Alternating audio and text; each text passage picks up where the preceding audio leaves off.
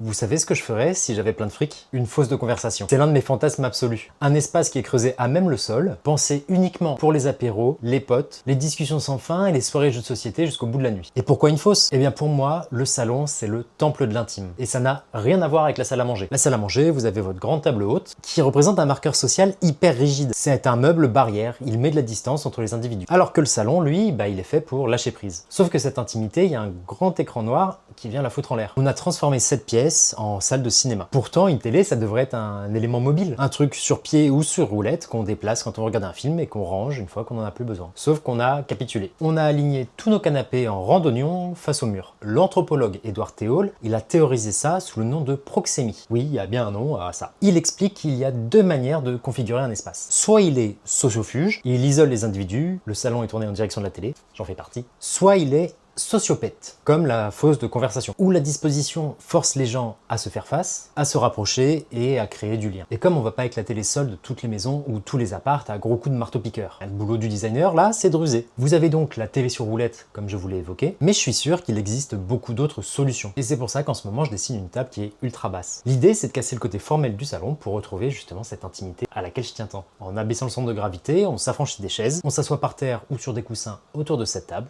et on crée à notre échelle cette fosse ou cette bulle de convivialité. Je vous en reparlerai plus tard. Mais dans tous les cas, c'est quand même plus simple, surtout quand on n'a pas encore le budget pour se dire